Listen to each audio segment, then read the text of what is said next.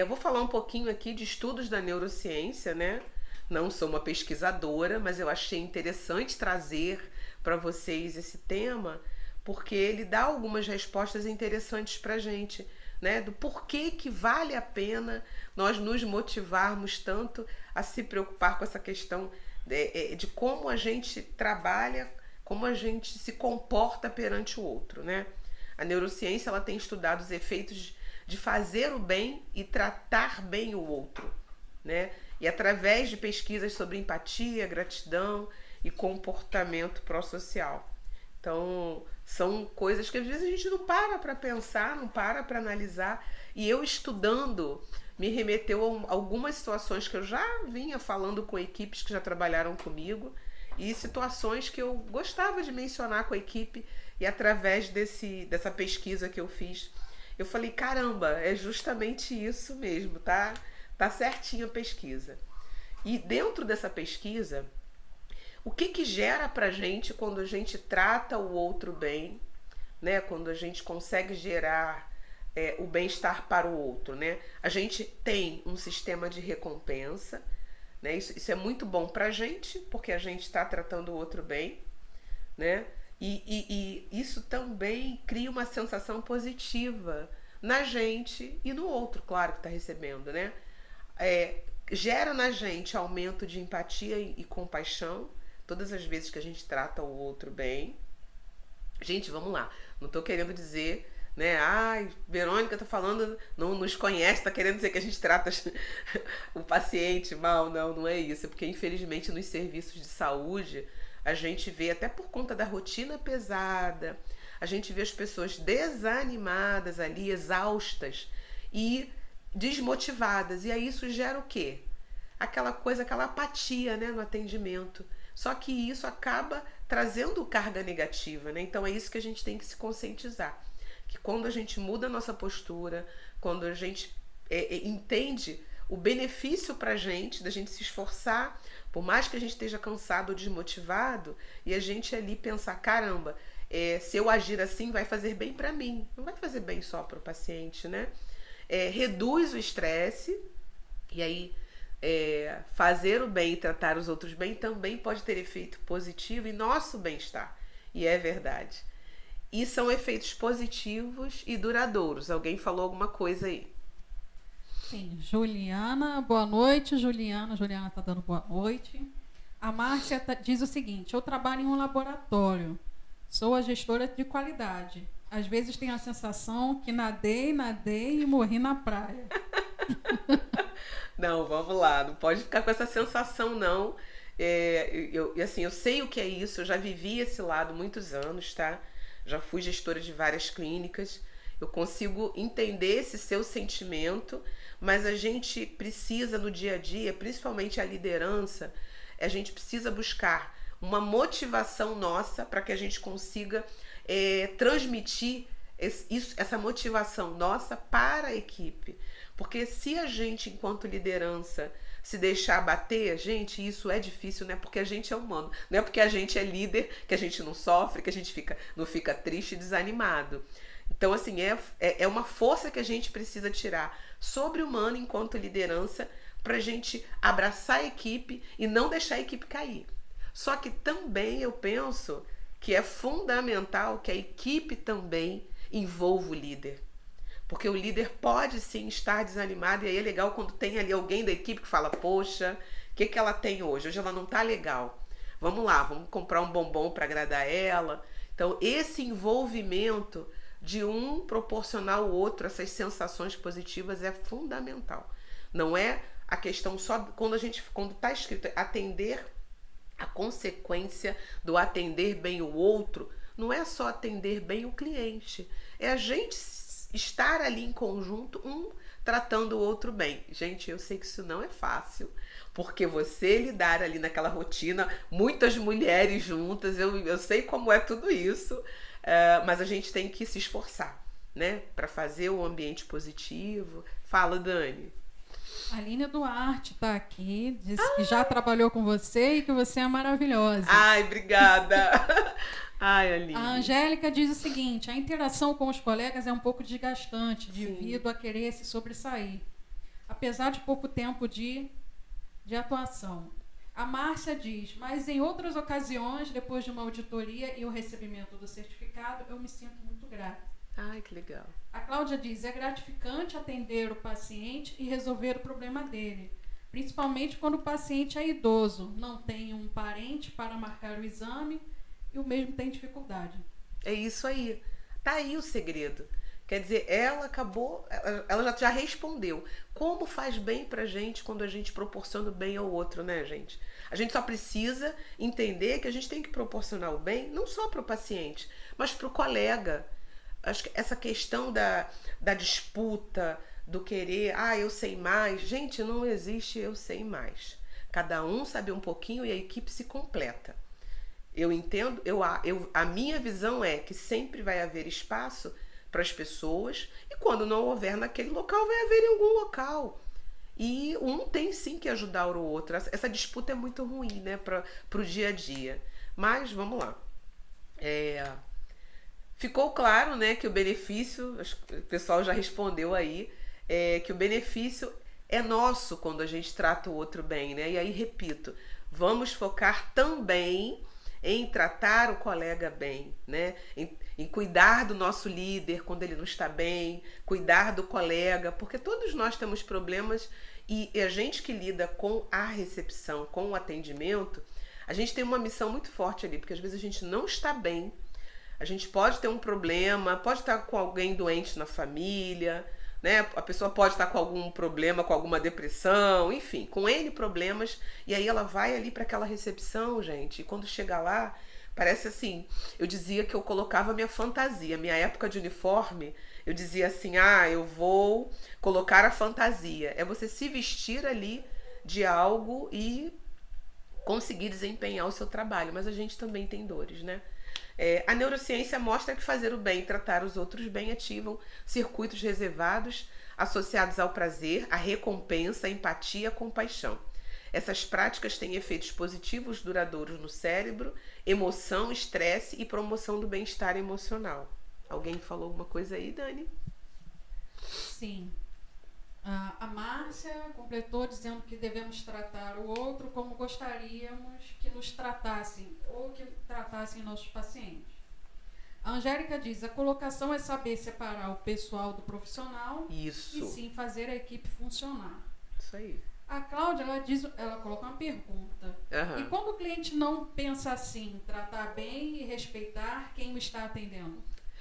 Isso acontece, gente. E aí lá na frente a gente tem os pontos aí, que é aquela questão de o tipo de cliente que a gente atende. Não tem jeito.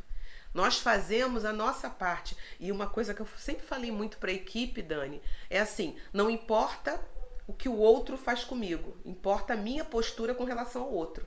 A minha postura diz mais sobre mim do que sobre o outro. Então a gente tem que entender que não é pessoal e fazer o nosso papel. Ser educado, se preocupar com a pessoa, tratá-la bem. Mas infelizmente, gente, nem sempre, e a vida mostra isso pra gente, não só com o paciente, né? Na nossa vida pessoal também. Nem sempre a gente vai fazer o bem para alguém e vai ter retorno daquela pessoa. Nem sempre.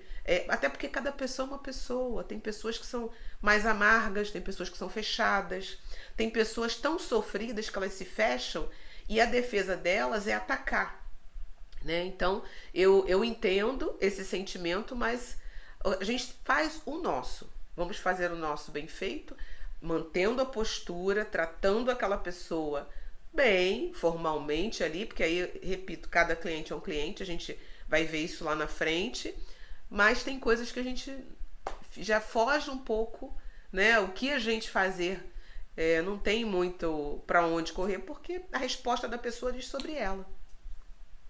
Fala, Dani.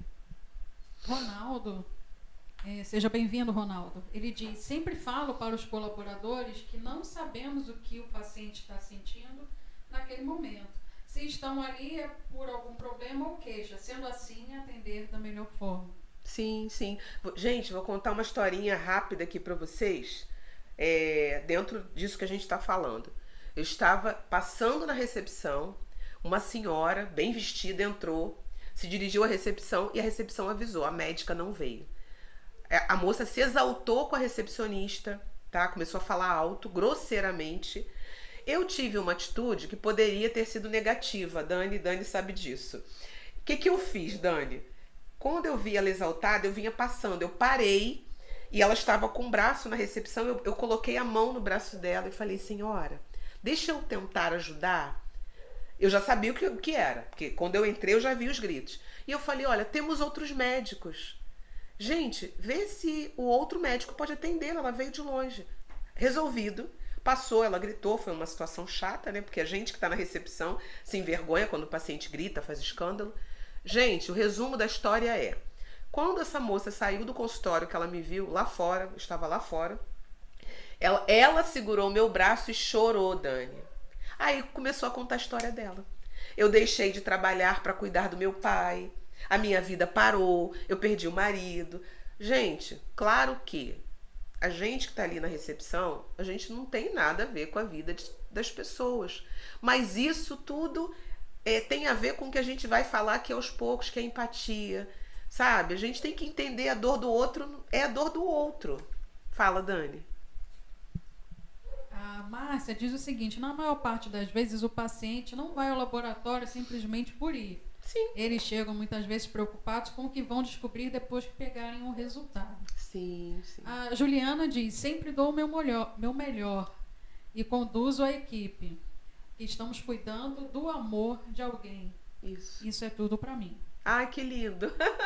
Linda, Juliana, é isso. Se o seu sentimento é esse como líder, eu não tenho dúvida que você consegue engajar toda a sua equipe. Gente, o papel do líder, sei que não é o tema hoje aqui, mas é fundamental, porque o líder é o espelho.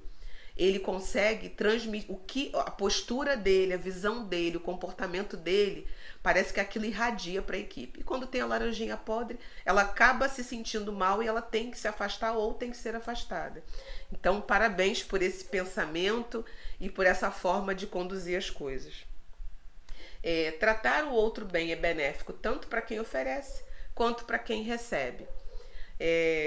Cria relações saudáveis. Então você cria ali um vínculo com aquela pessoa, ela se sente valorizada, né? Quando você está tratando ela bem.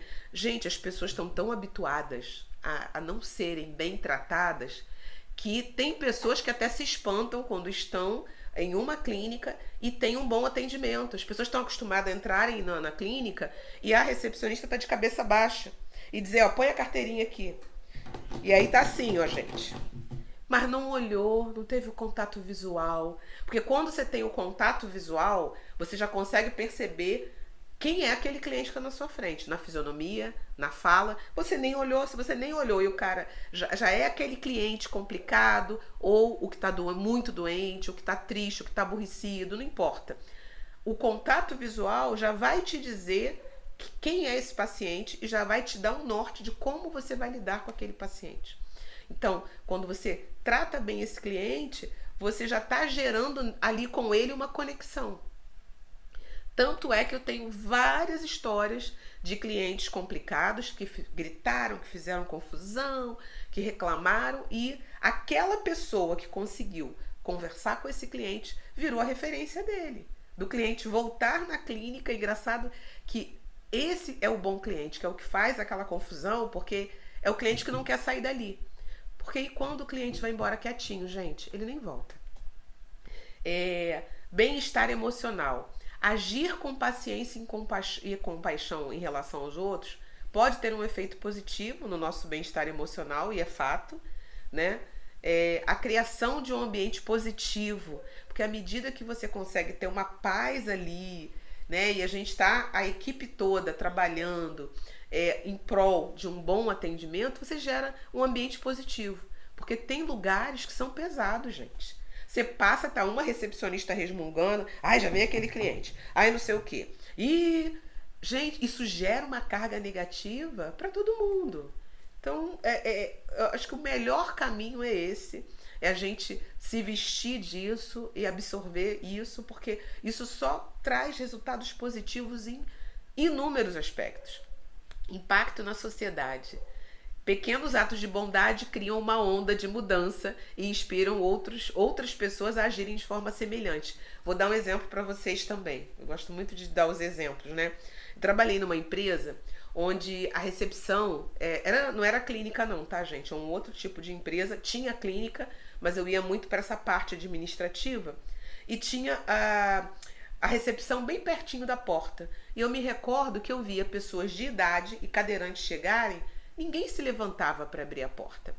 E aí eu coloquei uma supervisora da recepção para cuidar da parte da clínica, para cuidar dessa recepção. E essa supervisora maravilhosa, que é a Elizabeth, que eu amo de paixão, hoje ela está na Unimed, ela passou justamente, a postura dela foi contagiando a equipe. Tanto é que eu chegava, eu não via as pessoas darem bom dia para o paciente e sorrir. A equipe pequena, 3 pessoas, passaram a dar bom dia, a sorrir.